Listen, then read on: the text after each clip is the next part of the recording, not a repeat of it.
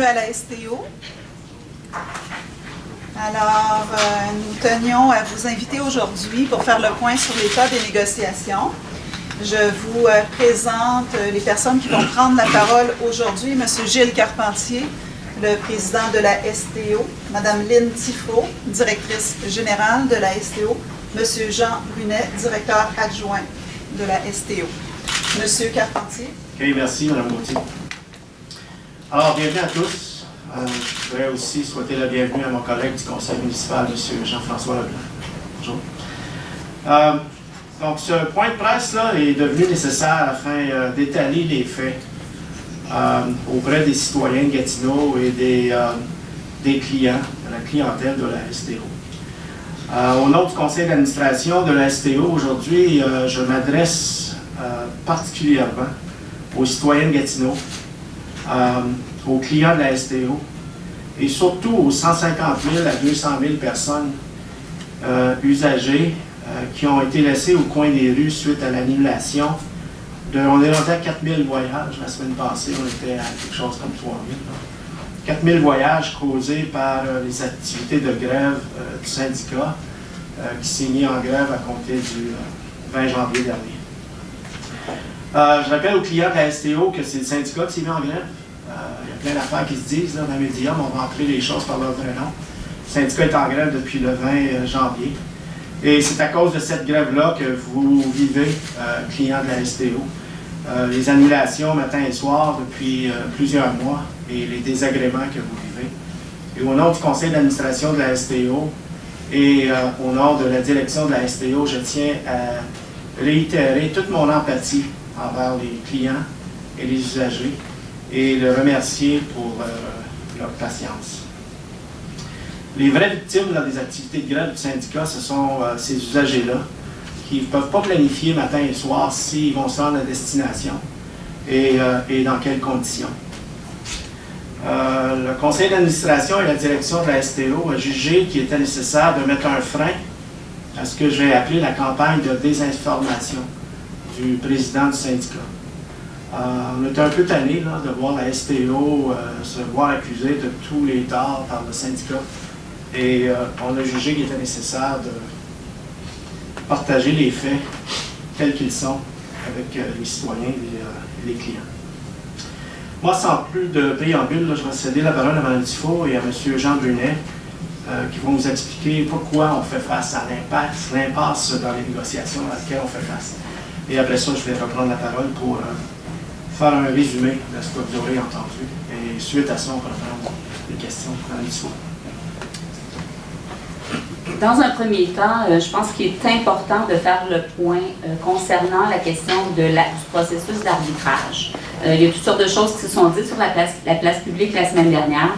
D'abord, je dois dire que la STO confirme qu'elle est d'accord avec un processus d'arbitrage dernière offre, meilleure offre. Maintenant, le comment de cet arbitrage-là, ça se négocie. C'est comme ça dans les processus d'arbitrage de façon générale. En fait, depuis déjà presque 2 ans qu'on négocie avec le syndicat, bien, ce qu'on jugeait, c'est qu'en fait, il y a beaucoup de travail, il y a du travail qui est accompli au travers de ça et qu'on doit en tenir compte. Donc, on est d'accord avec le processus d'arbitrage, mais on considère qu'il pourrait être plus productif de le faire à partir des enjeux qui ont été privilégiés par les 2 parties, et non en reprenant tout le processus à la case départ, ce qui serait, selon nous, vraiment contre-productif. Si on reprenait chaque élément de la Convention, on pourrait s'attendre à un très long et très coûteux processus de règlement qui pourrait se traduire en années, puisque chaque partie devra faire appel à des experts pour démontrer chacun de leurs points. Nous croyons qu'autant la population que les employés souhaitent voir un règlement rapide du conflit actuel.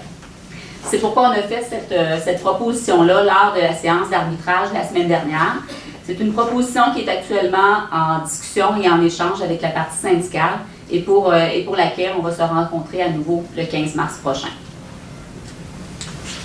Merci, Mme Tifo. Là-dessus, je vais céder la parole à M.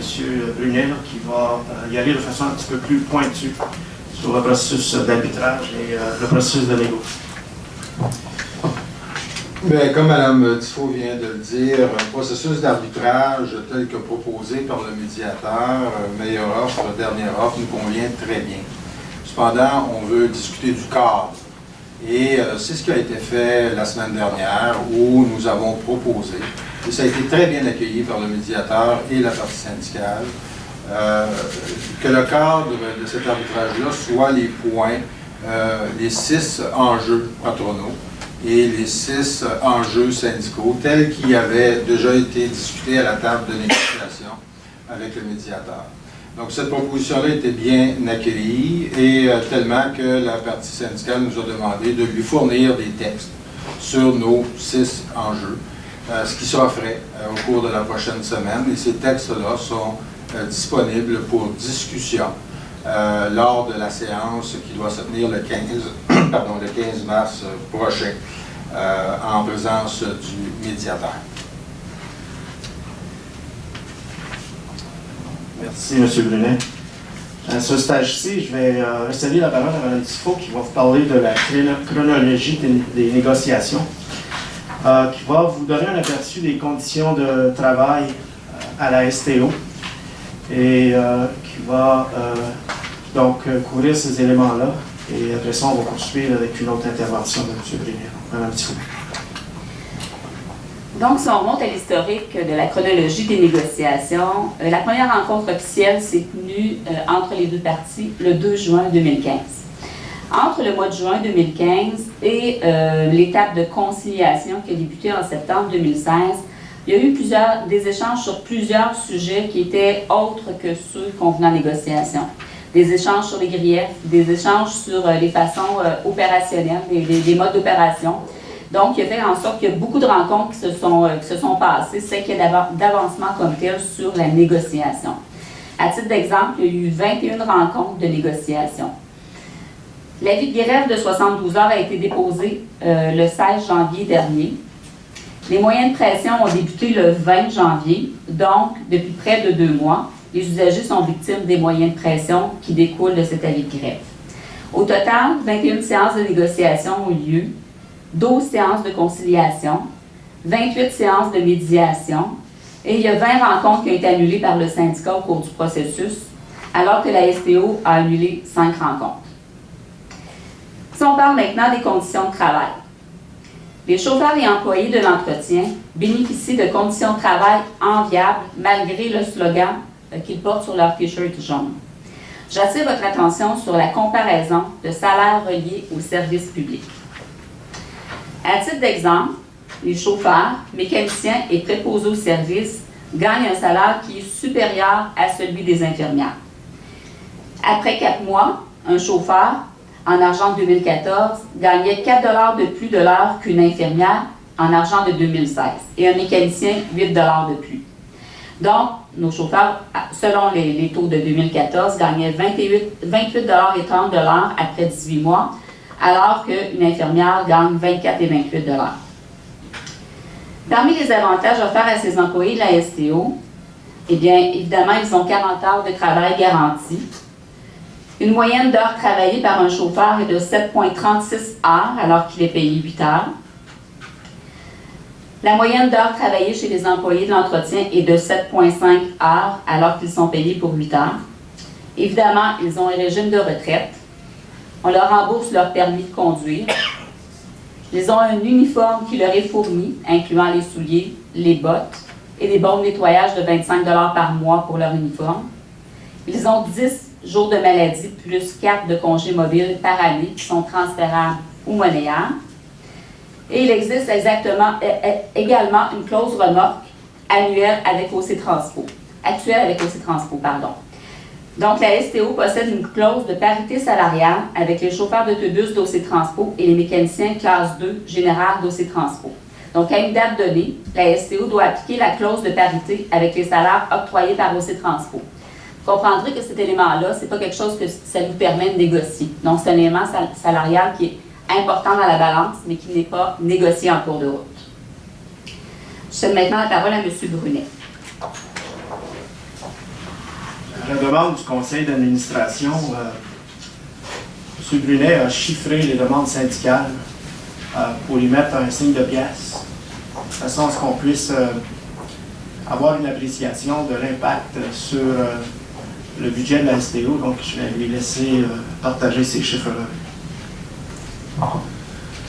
Alors, bien sûr, considérant ce que Mme Tifo vient de présenter comme conditions de travail actuelles de nos employés qui sont généreuses, les demandes actuellement sur la table de négociation, donc en supplément des conditions qui existent déjà, bien sûr, nous estimons à 18,6 millions de dollars les demandes syndicales sur la table actuellement. Et ce 18,6 millions de dollars-là s'échelonne sur les 4 ans proposés de la convention collective par le syndicat. Donc, convention collective qui se terminerait au 31 décembre 2018. De ce 18,6 millions, 16 millions en augmentation de salaires et en primes diverses, et ce, sur une masse salariale de 45 millions. Je vous laisse faire le calcul, ce que ça représente en pourcentage par année. De ce 18,6 millions-là, il y en a 8,9 millions en augmentation de salaire, 6,9 millions en primes diverses et 1,9 million pour le régime de retraite. Et pour balancer, d'autres demandes de nature normative n'ayant un impact monétaire, bien sûr, pour 900 000 $. Et toutes ces demandes-là n'ajoutent aucun service à la clientèle. Au niveau de l'employeur, les enjeux tournent autour de l'organisation du travail, bien sûr pour améliorer l'efficacité et l'efficience du service au bénéfice du service à la clientèle. Les offres de l'employeur sont très loin du statu quo, se comparent très bien à ce qui a déjà été accordé dans l'industrie et sont très raisonnables dans un contexte de gestion responsable des deniers publics.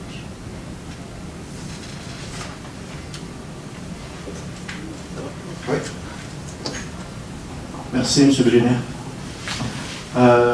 Dans mon intro, j'avais bien spécifié très clairement que je voulais m'adresser aux citoyens de Gatineau et aux usagers et aux clients de la STO. Je vais me permettre de commenter les chiffres qui viennent d'être partagés avec vous en termes d'impact sur le payeur de taxes et sur la tarification de la STO qui se situe présentement à 95 $ pour la passe mensuelle. Je vais répéter le chiffre là, pour que les citoyens de Gatineau l'aient bien compris. Les demandes syndicales se chiffrent à rien de moins que 18,6 millions de $.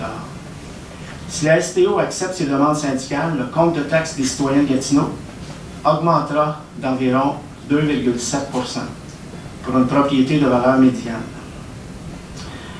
Le compte, si vous lisez votre compte de taxes, citoyen de Gatineau, vous allez voir que pour le transport en commun, là, pour une maison médiane, on paye environ 15 % du compte de taxes qui est dédié au transport en commun. Vous pouvez être assuré que ce pourcentage-là va augmenter de façon considérable. Il va sans dire que la quote-part de la ville, qui est à 60 millions de dollars, pourrait passer à 78 millions de dollars. On va la prendre où, l'argent? On ne l'a pas, cet argent-là. Donc, en théorie, si on accepte de payer cette facture-là, cet argent-là, on va en prendre dans les poches des payeurs de taxes. Maintenant, si on choisissait d'appliquer 100 % de cette facture-là à la tarification pour l'usager, elle passerait de 95 $ à, je vais arrondir le chiffre, environ 130 $ par mois. Si on veut faire payer les contribuables et les usagers, ceci se traduirait par des coupes de services. Disons qu'on ne veut pas utiliser ces options-là, puis qu'on choisit d'absorber les dépenses supplémentaires en réduisant l'offre de services. Ben, c'est 50 voyages par jour qu'on serait obligé. 500 voyages par jour qu'on serait obligé d'annuler. Est-ce que c'est ça que les citoyens de Gatineau s'attendent du conseil d'administration de la STO? Je pense que poser la question, là, c'est de fournir la réponse à même la question. Je ne pense pas que les citoyens de Gatineau s'attendent à ce que le CA de la STO approuve une telle demande. Avec un salaire horaire de 28 $ pour les chauffeurs et 30 $ de l'heure pour les mécanos, Vous avez entendu le chiffre tantôt, ça se compare à 24 $ de l'heure pour des infirmiers, des infirmières. Je ne répéterai pas toutes les conditions de travail qui ont été mentionnées par Mme Tifo. Elle l'a fait avec éloquence. Mais je vais faire référence aux T-shirts qui sont portés par les usagers depuis 3 mois. Là. Je ne pense pas qu'on est dans la dégradation de conditions de travail. Moi, je demanderais aux anciens employés de Résolu, par exemple, s'ils trouvent que les conditions de travail à la STO se dégradent. Moi, je demanderais aux étudiants qui sortent de l'université avec un baccalauréat ou avec une maîtrise, puis qui sont encore à la recherche d'une job, puis qui sont au chômage aujourd'hui, savoir si les conditions de travail à la STO se dégradent. Maintenant, je vais parler des négociations et du comportement. Au fond de la table là-bas, là, vous avez 2 personnes là, qui siègent à la table de négociation là, depuis le début. Et 3 personnes. Oui, effectivement, 3 personnes. Et ce que ces gens-là nous rapportent, là, c'est une attitude méprisante, une attitude irrespectueuse à leur égard. Les membres de l'équipe de négociation de la STO sont fréquemment sujets de commentaires désobligeants par le syndicat, allant même à se faire traiter d'incompétents. Je vais me permettre d'illustrer le mépris auquel on est confronté et le manque de respect. Lors de la manifestation de la semaine passée, le syndicat a pendu le président de la STO en effigie à un poteau d'arrêt d'autobus. On m'informe qu'aujourd'hui, je fais l'objet d'une caricature par le syndicat. Les demandes de l'employeur en 6 points, mentionnées par M. Brunet tantôt, sont en tout point raisonnables. Et surtout qu'elles visent, et ça j'insiste là-dessus, là, citoyens de Gatineau, les usagers de la STO, elles visent à répondre à des enjeux de fonctionnement et à répondre à la bonification et à l'amélioration du service tel que ce conseil d'administration ici a commencé dans un exercice d'amélioration continue au début du mandat.